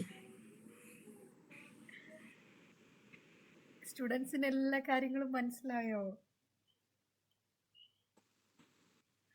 എന്തെങ്കിലും സംശയങ്ങൾ ഉണ്ടെങ്കിൽ നിങ്ങൾക്ക് ചോദിക്കാം കേട്ടോ. കാര്യം ശ്യാംകുമാറിന്റെ വർക്ക് എന്ന് പറയുന്നത് വളരെ ലോക്കലി ആയിട്ടുള്ള ഒരു സ്ഥലത്ത് നിന്നുകൊണ്ട് Nirupa Roy is a student. Okay, thank you. So എനിക്ക് പെട്ടെന്ന് ശ്യാമിന്റെ വർക്ക് റിലേറ്റ് ചെയ്യാൻ പറ്റുന്നത് തിങ്ക് ഗ്ലോബലി ആക്ട് ലോക്കലി എന്ന് പറയുന്ന ഒരു തീമിലേക്ക് ഉൾപ്പെടുത്തിക്കൊണ്ടാണ്. കാര്യം ആള് ചെയ്തിട്ടുള്ള വർക്ക് അങ്ങനത്തെ ഒരു രീതിയിലുള്ളതാണ്. അപ്പൊ നിങ്ങൾക്ക് എന്തെങ്കിലും ചോദിക്കാനുണ്ടെങ്കിൽ ചോദിക്കാം. Otherwise we can wind up. ഞാനിപ്പോ ഞാൻ എൻ്റെ വീട് ചെയ്തിട്ടുള്ളത് നോ സിമെന്റ് കൺസ്ട്രക്ഷൻ ആണ്. സിമെന്റുകൾ ഉപയോഗിച്ചിട്ട് സിമെന്റ് യൂസ് ചെയ്തിട്ടേ ഇല്ല. മാത്രമല്ല ഞാൻ ഇതിനെ ഒരു ഹാബിറ്റാറ്റ് റിസ്റ്റോറേഷൻ പോലെ ഇവിടുത്തെ തദ്ദേശീയമായ 80% ചെടികൾ നട്ടിട്ടുള്ളത് നമ്മുടെ തദ്ദേശീയമായ നേറ്റീവ് പ്ലാന്റ്സ് മാത്രമാണ്. ഒരു 20% എൻ്റെ ഭാര്യയ്ക്ക് എക്സോട്ടിക് സാധനം ഇട്ട് കൊടുത്തിട്ടുണ്ട്. അതിപ്പോൾ നിവൃത്തിയില്ലാത്തതുകൊണ്ടാണ്. പിന്നെ കൂടാതെ ഞാൻ അക്വേറിയം ചെയ്തിട്ടുള്ളത് ഒരു ബയോട്ടിക് പോലെയാണ്. അത് Angel, thanks for that term. അതിൽ എല്ലാം ലോക്കൽ സ്പീഷീസ് ആണ്, ലോക്കൽ മീനുകളെയാണ് ഇട്ടിട്ടുള്ളത്.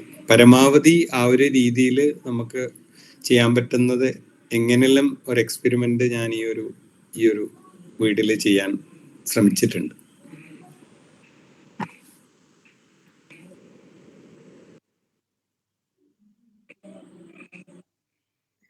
സോ നമുക്ക് സെഷൻ മെല്ലെ വൈൻഡ് അപ്പ് ചെയ്യാൻ തോന്നുന്നു.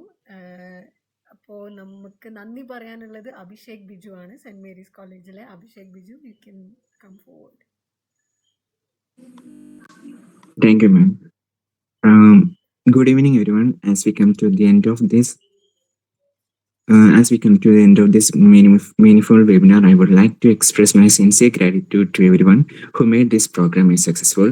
First and foremost, heartfelt thanks to our esteemed speaker, Mr. Shyamkumar sir, for sharing his valuable insights and inspiring experience in biodiversity conservation and riparian habitat restoration. Your words have truly encouraged us to think about sustainable action for our future.